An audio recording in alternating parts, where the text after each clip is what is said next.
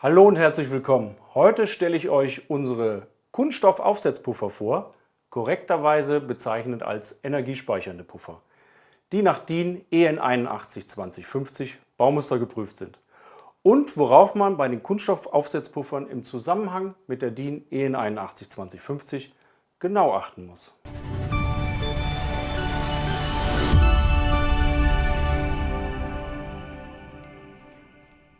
Nach Einführung der DIN EN 81 2050 sind Kunststoffaufsetzpuffer nur noch für maximal 1 Meter pro Sekunde Nenngeschwindigkeit einsetzbar.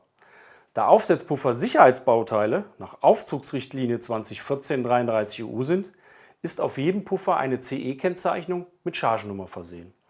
Im Beispiel hier ein von uns entwickelter Kunststoffaufsetzpuffer Typ EN 12 mit Chargennummer und CE-Kennzeichnung Made in Germany.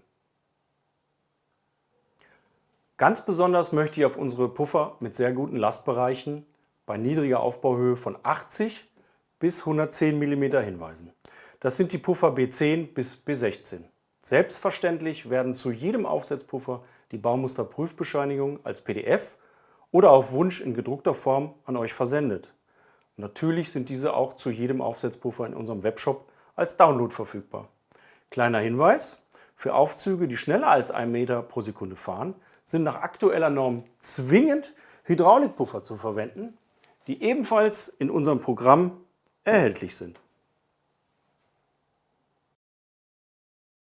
Typische Fragen von Kunden sind: Warum wird eine Stahlplatte benötigt? Puffer mit Kunststoffbuchse oder Stahlanleger benötigen bei maximaler Einfederung eine Mindestauflagefläche des 1,4-fachen Durchmessers des Puffers, außer Puffer mit 80 mm und Stahlanleger. Hier ist der Stahlanleger entsprechend dimensioniert. Deshalb wird entweder eine fest verbundene Stahlplatte vom Durchmesser des Puffers angebracht, so wie in diesem Fall, oder die Unterkonstruktion muss die entsprechende Fläche für den Puffer aufweisen. Gibt es Ausführungen mit verschiedenen Befestigungsarten? Natürlich, wir bieten für jede Befestigungsart eine passende Lösung. Hierzu können wir die Aufsetzpuffer mit verschiedenen Platten ausstatten. Ob runde Platte oder die sogenannte Thyssenbefestigung, eine ovale Platte mit 2 Befestigungspunkten, und natürlich eine quadratische, auf der wir den Puffer befestigen können.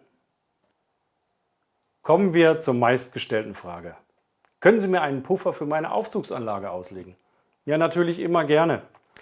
Hierzu benötigen wir folgende Parameter: Das Fahrkorbgewicht, die Traglast bzw. Zuladung der Kabine, die Masse des Gegengewichts, Nenngeschwindigkeit der Aufzugsanlage und, wenn bekannt, Anzahl der bisherigen verbauten Puffer und die Maße der Puffer.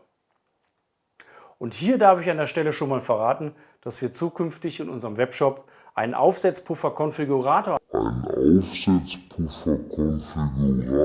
einrichten werden, der die Auswahl weiter vereinfachen wird.